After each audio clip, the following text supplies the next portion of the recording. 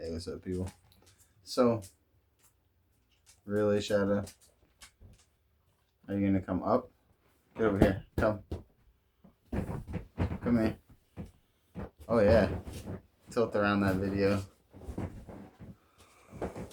Hey, say hello to people while you come in. Say hi. Say hi, Shadow. So, I don't necessarily consider myself a feminist, but I do believe in equality between people. And if feminism was what it originally was, I probably would consider myself a feminist. But the various forms it's taken over the years, it comes to a place where there's things I agree with, there's things I don't.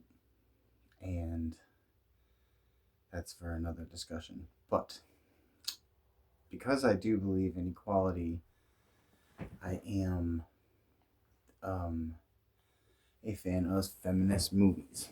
So I like when you get a good one.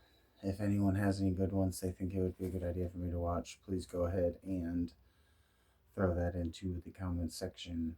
Give me some ideas. Psh, the more light bulbs, the brighter your house is, or whatnot. So I decided to watch the movie Men, and I had hoped right from the beginning that, like most of the feminist movies that I end up watching, that this did not ultimately beat you over the head with the point, and I have to say that failed. That was a probably a pretty big fail. It's because damn, they beat you over the head with it in this, and I thought they weren't going to because they had me through the vast majority of this film. Let's get into it. First off, it's very beautiful. Um, the stark colors contrast with each other. The cinematography is beautiful. The UK countryside is beautiful, as we recently saw in Bone Temple.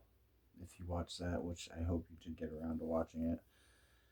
Um, so all these things are standing out immediately as you get into the film. Jessie Buckley is a great actress. Um, the guy who plays all the roles of the different men, for the most part in the movie, I believe his name is Rory Kinnear. I could be saying that wrong. Could be totally off on the name, but I'm pretty sure that was the name. And so they're basically this cast, and they're both very capable. Um, I don't know if it's just because her character was likable that I enjoyed her performance more, but it could be that, although something could be said for playing so many different characters, although ultimately they were all the same character. And boorish, incredibly creepy, um, just unkempt, ugly. Just, I mean, and when I say ugly, I mean like jack off ugly, like mumbling, annoying jerk, just unlikable. All these characters that this guy played. Even the one time that I think there was like a priest or a vicar or whatever they call him, and you almost thought he was gonna be on the edge of likable, and then he turned out the same as all the other ones. And so I can't get into that because that's gonna spoiler alert this thing. I don't want to do any spoilers yet. So ultimately, um, this movie is built on illusion to religion, illusion with an A, and imagery. Now, some of the imagery I don't really know where it comes from, maybe like Gnostic or Celtic, something like that. I mean, there's this like everlasting green man, and the image of the everlasting green man appears on a lot of pieces of this film. So, between that Christian symbolism of, maybe women being the first sinners in the Garden of Eden, with Eve who couldn't help herself and had to eat everything. And so, um, all the imagery and the symbolism kind of tie together. They make it a tense little move, even though there's not anything really like overly mysterious happening. It's just this woman keeps running into a series of these men who are all different, but ultimately end up being the same big, assuming jerk off. And so, now that's not that far away from life, because a lot of men you meet are big, boorish jerk offs. And so, it's not necessarily unrealistic. And although um although the performance is strong by Rory Kinnear, he does ultimately seem to like play the same character. So maybe that's another reason why, for Wade performances, I feel like Jessie Buckley was the stronger of the two. Now, can't get into that now. There's also a lot of beauty alongside a lot of stark ugliness. Now, the dichotomies of those is another thing that you see in films a lot, because the world is made of both, and you have to have both. And the fact that, I don't know, the fact that you have to have both almost seems like a tragedy. Because you'd really like to just have good in your life and just stack that. And you can't, because that isn't the way life works.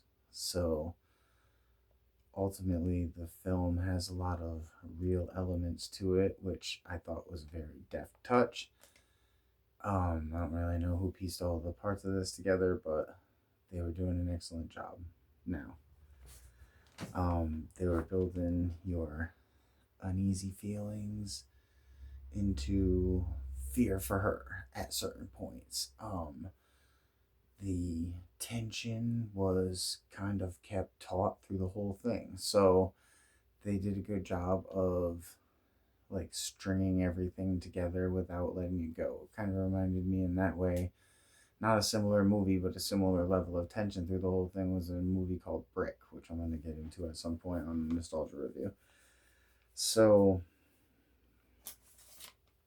like I was saying, you got all the religious symbolism, all the physical beauty and the ugliness, and you tie it up with the Gnosticism or mysticism element of the movie, and they didn't seem to lose any of the threads. Now, that was something that surprised me, because when you have so many threads going on, a lot of times it's pretty easy to get lost on parts of them, but they kept each element vague enough to be able to work them all into the story, but also explain them just enough where you could piece the elements of it together to make a bit of sense, I think, if you paid attention. I did see in reviews a lot of people, especially men, were totally lost in this movie, which seems weird because here comes the spoiler alert stuff. Now, if you don't want to hear a spoiler alert if you don't want to hear a spoiler from me on this, I'm giving you the spoiler alert right now.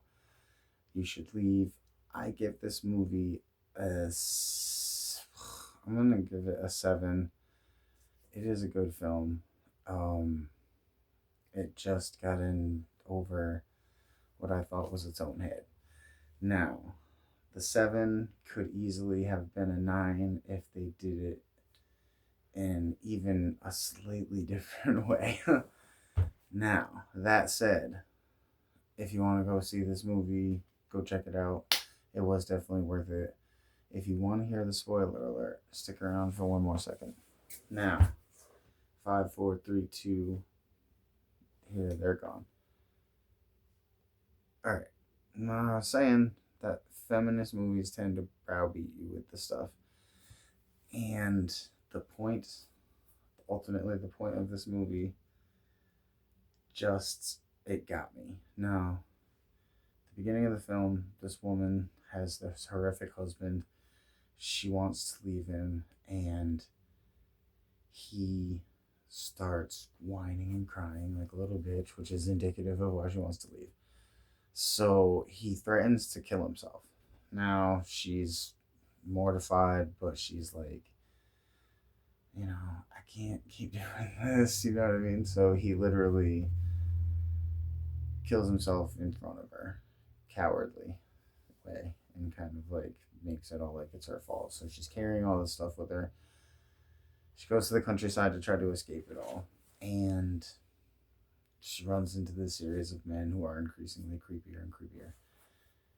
And not creepier and creepier, they're all creepy, but they're increasingly like menacing as time goes by. And like they're all keep seeing them in different parts. And it was pretty well done, but definitely weird, but tense. So they get to the ending of this thing, and you're hoping for a little bit of subtlety. Just a little. Like I don't need a lot. I don't even feel like I'm asking for a lot. Just a little bit of subtlety. And so you're not gonna get that here. What you get, full bore, is one of the last men comes to accost her, and then grotesquely, in some way, like The Substance or something, where they just came all full bore with it, this guy starts giving birth to one of the other characters he played in the movie. And then they give birth to the other one, and then they give birth to another of the ones, and then they give birth to another ones, and they give birth to another ones, until eventually it gives birth to her husband, just full grown ass man.